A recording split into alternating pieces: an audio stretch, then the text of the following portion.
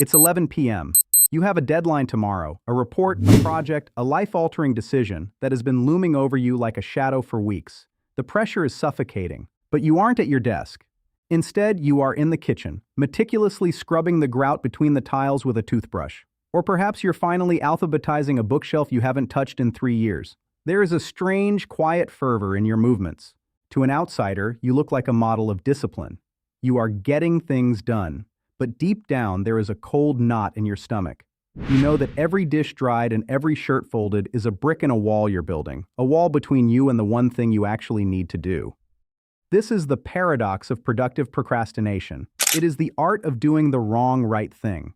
Today we're going to peel back the layers of this sophisticated defense mechanism. We'll explore why your brain chooses a vacuum over a keyboard, the hidden link to the neurodivergent mind, and why, in a world obsessed with hustle, your cleaning might actually be a cry for help from your nervous system. To understand why we do this, we have to stop looking at procrastination as a flaw of character or a lack of willpower. In the work of researchers like Tim Feichel and Fuskia Sirois, procrastination isn't a time management problem, it's an emotion regulation problem. We don't put things off because we're bad at planning. We put things off because the task makes us feel something we don't want to feel. When you look at a daunting task, the threat detection circuitry of your brain, often associated with the amygdala, senses something it doesn't like. It doesn't see a spreadsheet, it sees a potential for failure, judgment, or overwhelming boredom. This is a simplified picture of a much more distributed process, but the core idea holds.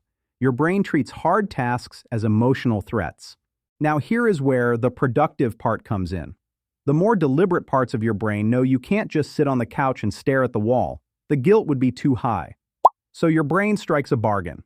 It seeks out a task that offers an immediate payoff, a low-stakes win that satisfies temporal discounting, our well-documented tendency to prefer smaller, sooner rewards over larger, later ones.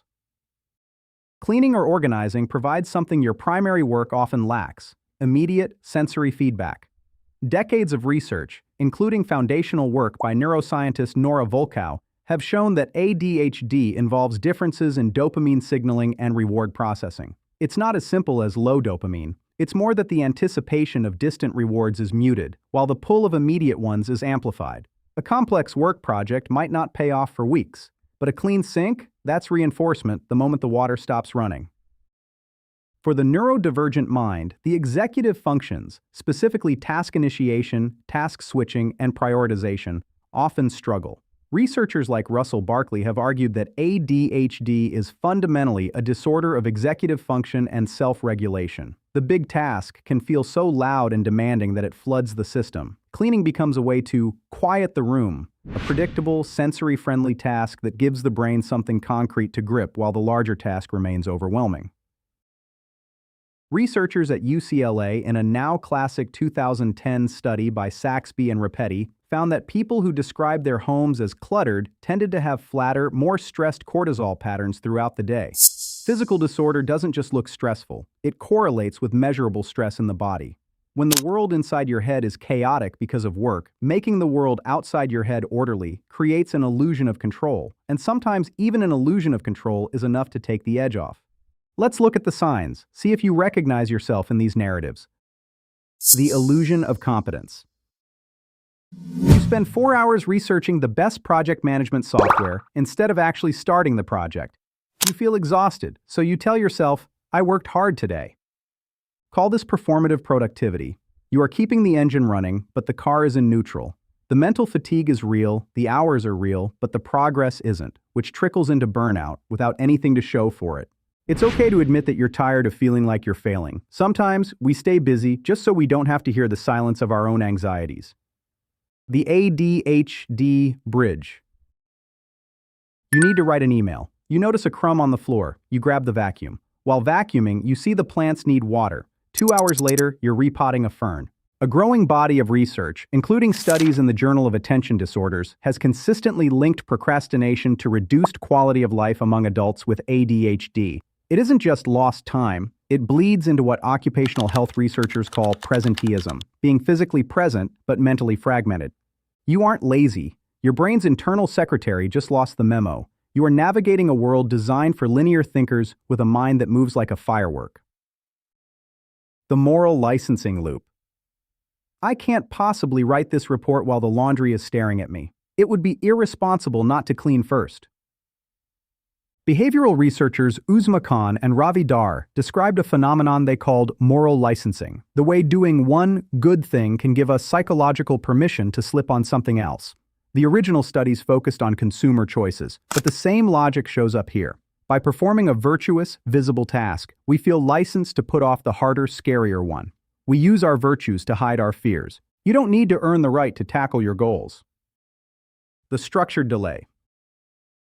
You find that your best ideas come to you while you're washing dishes, right when you should be at your desk. There's solid science behind this one. Research by Benjamin Baird, Jonathan Schooler, and colleagues on mind wandering and the brain's default mode network shows that engaging in low-effort automatic tasks can boost creative incubation. Your subconscious continues to work on a problem while your hands are busy elsewhere. Sometimes the cleaning isn't a wall, it's a cocoon. Your subconscious might just need a moment to breathe before it dives into the deep end.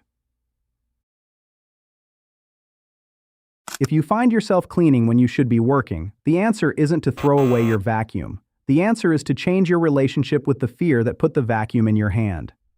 Here are 3 mindset shifts to help you navigate this. The minimum viable mess rule.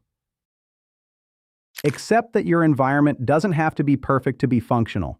Give yourself a cleaning timer. 10 minutes to clear the immediate visual field, then stop. You aren't cleaning for perfection. You're cleaning for focus space. Name the emotion, not the task. Next time you reach for the Windex, ask, what emotion am I avoiding? Is it the fear of being inadequate? The boredom of the mundane? Once you name the monster, it loses its power over your hands. This is the heart of the emotion regulation model of procrastination. Address the feeling, not just the calendar. The 10-minute ugly start. Productive procrastination happens because the big task feels like a mountain. Commit to doing the work badly for just 10 minutes. Write a terrible first paragraph. Make a messy spreadsheet. Lower the bar until you can step over it. A diagnosis, whether it's ADHD, anxiety, or simply being a chronic procrastinator, is not a label of brokenness. It is a map. And once you have the map, you can finally stop wandering the hallways of your own home and start walking toward the life you want to build. You are not your productivity. You are not your to-do list. And you are certainly not a failure just because the dishes are done and the work isn't. Before we close, I want to hear from you. What's your version of the toothbrush and the grout? The oddly specific task you reach for when the real work feels too big? Share it in the comments. There's a strange comfort in knowing you're not the only one alphabetizing a spice rack at midnight, and someone scrolling through this video at 11 p.m. tonight is going to need to read your story. Tomorrow's a new day, and the cursor is waiting.